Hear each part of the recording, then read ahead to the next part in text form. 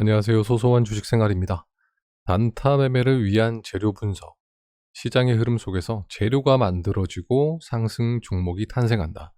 오늘은 여러분들이 많이 질문을 남겨주신 재료 분석에 관해서 조금 설명을 드리는 시간을 가져보려 합니다. 재료 분석을 하는 방법과 재료 분석을 공부하는 법 같이 포함을 했으니까요. 천천히 시청을 해주시면서 여러분들도 재료 분석을 통해서 단타 매매에서 승률이 높아지는 종목 선정을 해보시길 바라겠습니다. 첫 번째는 시장의 흐름 파악입니다. 이 시장의 흐름은 굉장히 중요합니다. 시장에서 반응하는 재료, 시장에서 반응을 해주는 종목에 진입을 해야만 단타에서 승률이 높아지기 때문인데요.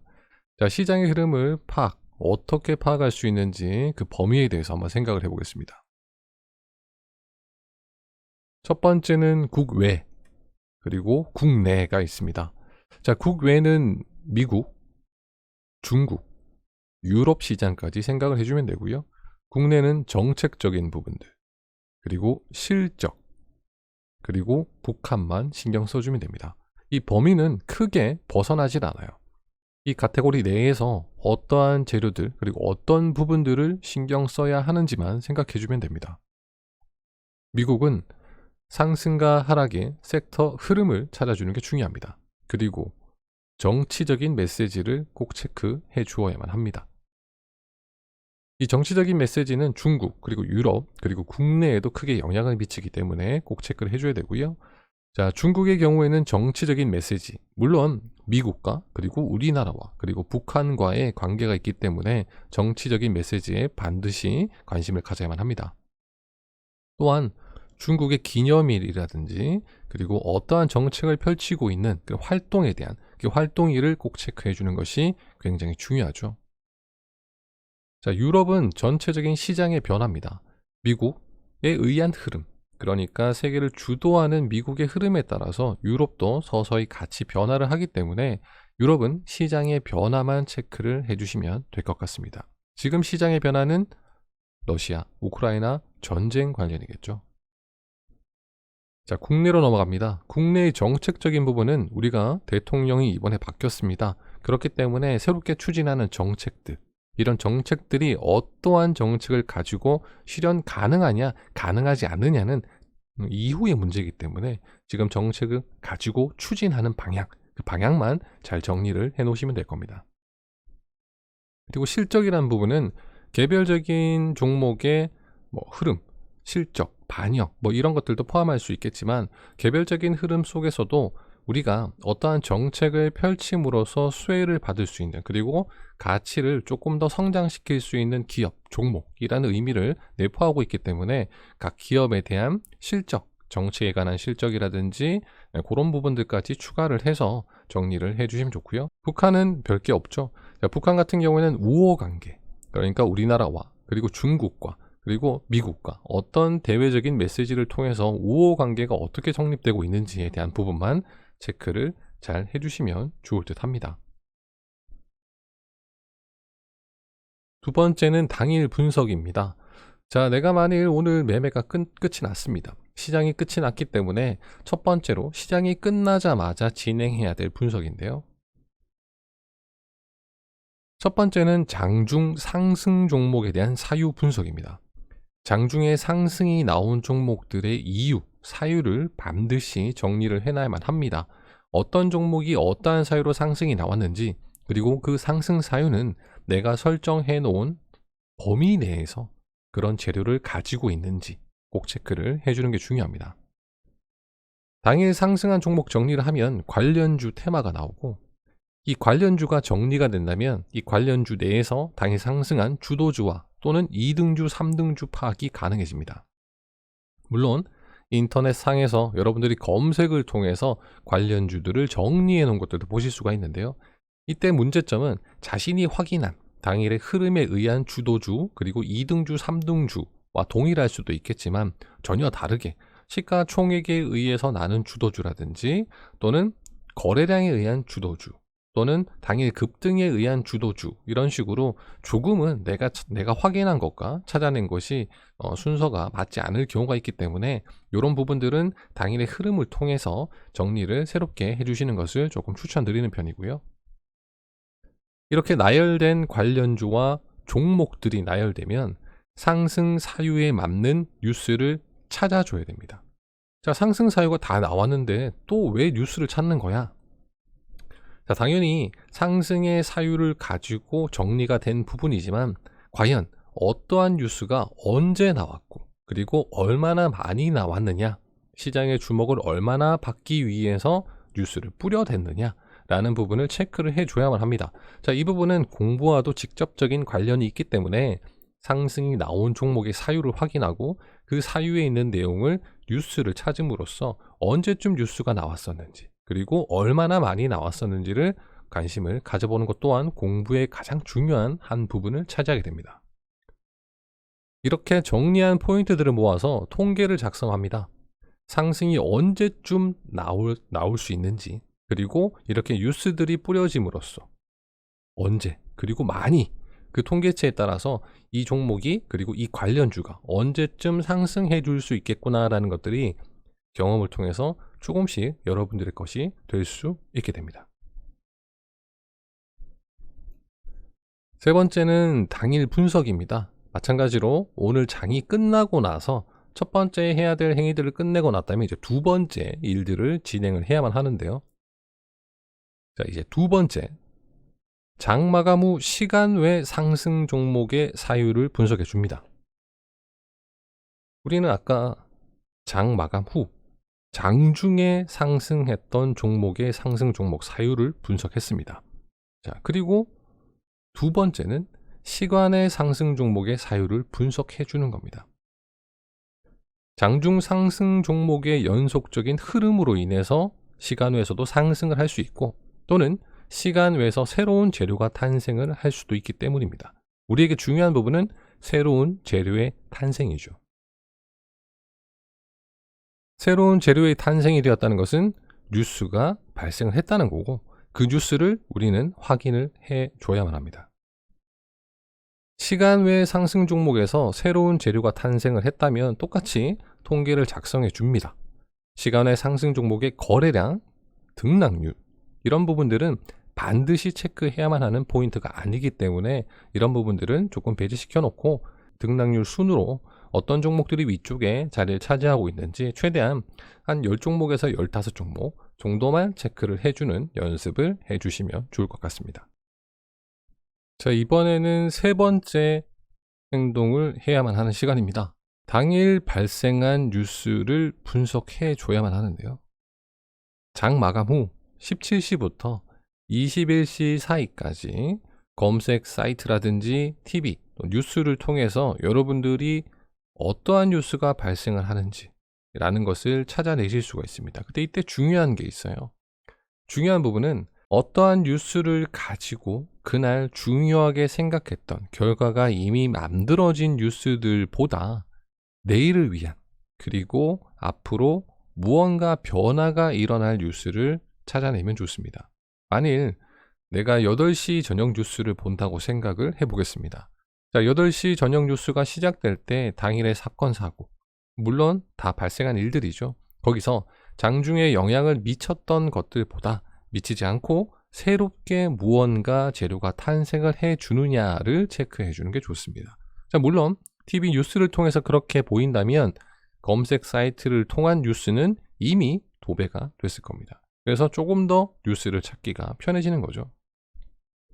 17시부터 시작하는 이유는 물론 시간외가 아직 진행되고 있는 중이라서 뉴스가 발생하지 않을 수도 또는 뉴스가 연속적으로 이어져 갈 수 있습니다. 장중에 뉴스가 시간외까지 반영을 할 수 있으니까요.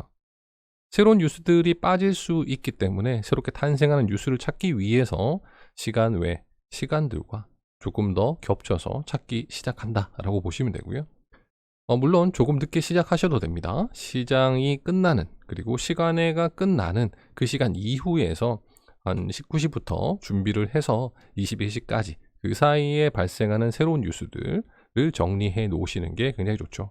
자, 우리가 장중, 그리고 시간 외, 그리고 별개로 뉴스를 확인했을 때 특별한 뉴스가 보이지 않는다면 지금까지 예측해 볼 수 있는 건 내일 흐름은 별로 좋지 못하겠다.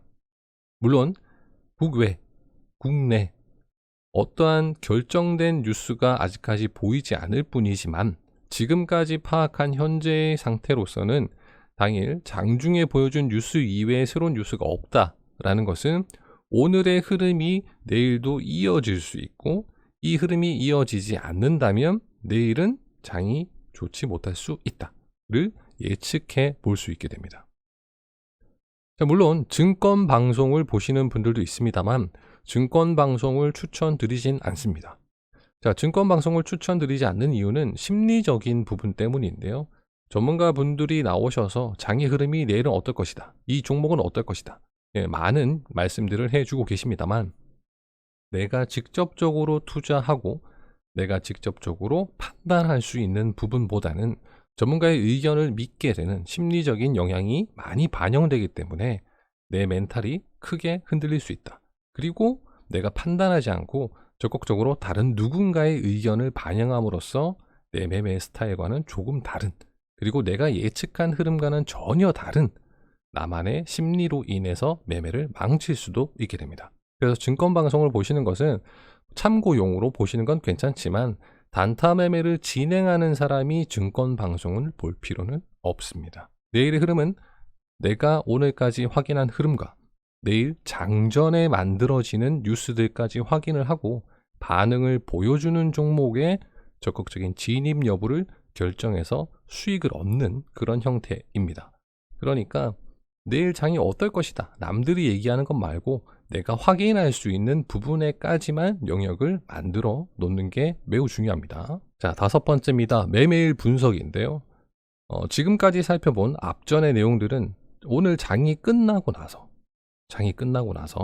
저녁까지 해야 될 행위들이고, 자, 매매일은 내일이에요. 그러니까 쉽게 말하면 앞전에서 했던 내용들은 전일이 되는 것이고 이제 당일 매매일 날 어떻게 장전 흐름을 파악할 것이냐, 뉴스 분석을 할 것이냐 라는 부분이 시작되는 시점입니다. 자, 장전 뉴스 분석, 이것은 전일의 뉴스 분석의 플러스 알파 개념입니다. 물론 이때의 시간은 07시부터 08시 40분까지 어느 정도 여유를 두고 진행을 해주는 게 좋습니다. 자, 4번까지의 행위를 진행을 했다면 밤새 만들어진 뉴스들은 확인하지 못해요. 전일 저녁 때까지만 만들어진 상승 종목 사유, 시간의 상승 종목 사유, 그리고 추가된 뉴스까지만 확인할 수 있습니다. 당일이 됐을 때, 내가 매매를 해야 하는 매매일이 됐을 때는 밤새 만들어진 뉴스와 그리고 장이 시작하기 직전의 뉴스가 빠져 있기 때문에 당연히 이 부분을 추가를 해 주셔야 되겠죠.